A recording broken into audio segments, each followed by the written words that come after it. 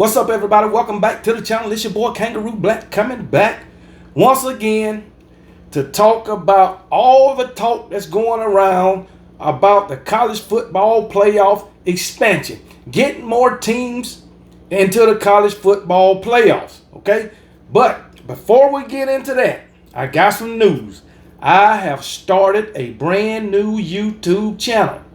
It is a food review channel. While I was streaming the Alabama versus Missouri basketball game last night, where my Alabama Crimson Tide was straight up getting mollywopped, some of the subscribers to this channel thought it was a good idea for me to start a food review channel. So I said, I'm going to give it a try. All right. So I posted my first food review video today. So y'all go over and subscribe to the channel. The name of the channel is Kangaroo Cuisine Food Review. That is Kangaroo Cuisine Food Review. No S, just Kangaroo. Okay, Kangaroo Cuisine Food Review. Go check out the video. If you like it, subscribe to the channel. Okay, but anyway, let's get into what I came here to really talk about, and that is the expansion of the college football playoff. They say this may happen in 2026. May go from 12 teams to 14 teams, maybe even 16 teams. Okay, meaning the SEC will get more teams in the playoffs. SEC and the Big Ten. Okay, the SEC will have 4 slots. The Big Ten will have 4 slots. Big 12, 2 slots. ACC, 2 slots. Then you will have an independent such as Notre Dame and one of the smaller programs, Group of 5, whatever it is, FCS, whatever it is. Okay, but anyway, my question is, do y'all think that's a good thing? Yes, it gives teams more opportunities to get into the playoff, more opportunity to possibly win a national championship. I understand that. And for us fans, I think it'll be good simply because we love watching college football. But I have a question. For the future of the program that goes deep into the playoff, possibly to the national championship game, is it good for their future?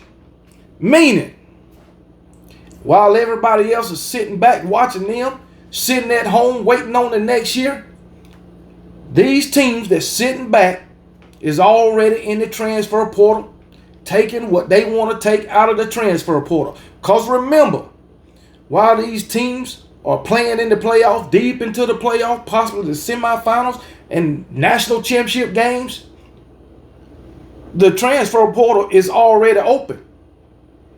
And since they still playing, they ain't got time to be dibbling dabbling in no transfer portal. They trying to get ready for the next game or get ready for a national championship game. So everybody else is in the transfer portal. You see what I'm saying? And then once the national championship has been played and a daggone national champion has been decided, all the best transfer portal players are gone. Unless you might have a select few that want to wait around on the last 2 teams playing or the last 4 teams playing, but I doubt it because NIL is out there. These other teams are sitting back are going to be enticing these transfer portal players with daggone NIL deals. So I think it really hurts the team that goes deep into the playoff. And for the teams that going deep into the playoff, like I say, a national championship game, you see what I'm saying? You also got to think about adding more teams just might make the season go on a week or 2 longer. This season, it ended January 20th. And guess what? Freaking spring starts in March. They have, 6 weeks. So if you add 2 more teams, 4 more teams, it might extend the playoffs another week unless you just put more games, in those weeks that weeks of the playoff. We'll say that. Say it was over January 20th. You just put more games starting from December or whenever the playoffs start. Just put more games. If it's supposed to be 2 games this week, maybe it'll be 3. If it's 4 games, it might be 6. I don't know. But for the future of the program, and like I say, the future, I'm talking about the very next season. Is it good for the team or the 2 teams that might end up in the national championship game, or even the 4 teams that end up in the semifinals game? I think they shouldn't open the transfer portal until the national championship game has been played and a national championship has been decided. That way, everybody at the same time can dibble and dabble in the transfer portal, instead of having teams still playing football, trying to win a national championship while everybody else is just sitting back, taking what they want out the transfer portal. I don't think it's fair to the teams that's still playing in the playoffs. I don't think it's fair. Okay? Because those teams are not afforded the same opportunity far as the transfer portal and NIL as everybody else. As everybody else that has already lost or didn't make it to the playoffs. It's just not fair. And I think it's harming the teams that eventually plays for the national championship or the 4 teams that's in the semifinals. Especially if adding these other teams or expanding the playoff gonna add more weeks on to the season. It's not right. Because if you add more weeks, say the season end January 28th, you only got about 4 weeks, maybe 4.5 weeks until spring starts. That's not enough time. This is not enough time. And then on top of that, after their season is over, they're gonna have guys jumping in the transfer portal, and they won't have time to replace those guys. It's crazy. So, like I say, as a fan, yes, I want an expanded playoff, because that just means more football, college football, that I get to watch. But if you looking at the totality of it, it might not be good for some teams. Some teams it will, some teams it won't. And I'm talking about the teams that's going deep into the playoffs. So that's just my thought on this playoff expansion, possibly in 2026. I haven't read anything talking about, concerning this playoff expansion, adding more teams, 14 teams or 16 teams. I'm just going by some videos I watched. So, but if they expand it, I won't have a problem with it, because the more college football, the merrier. That's my opinion. But if it was my Alabama Crimson Tide, yes, I would love to see them win a national championship. But you're gonna be trying to do everything in a short amount of time, or Coach Kalen DeBoer and that staff will be trying to do everything in a short amount of time, getting ready for the next season or getting ready for spring ball, i.e.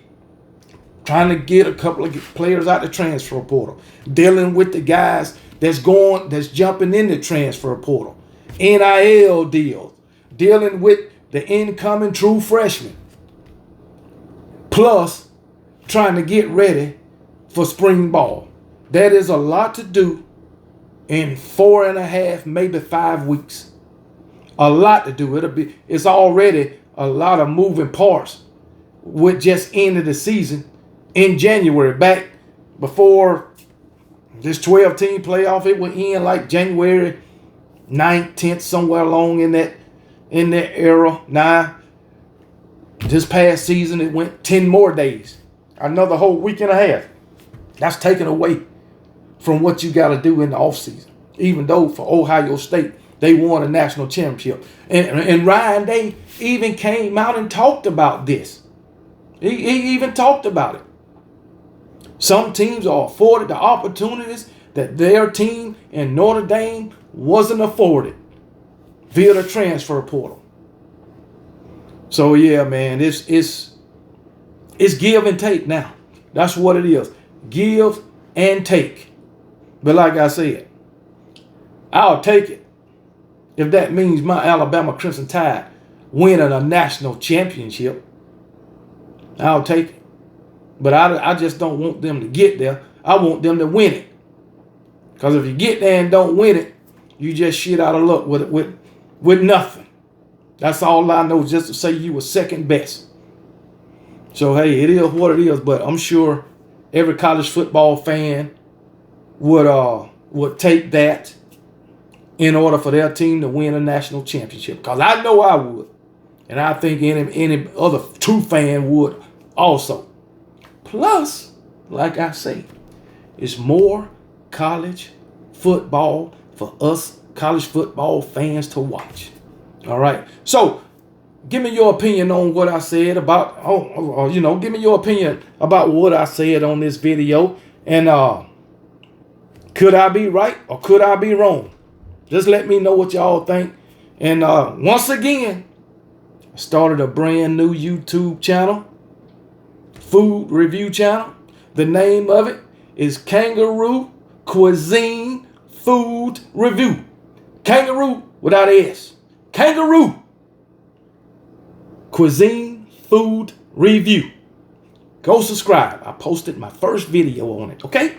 So without further ado, y'all be blessed.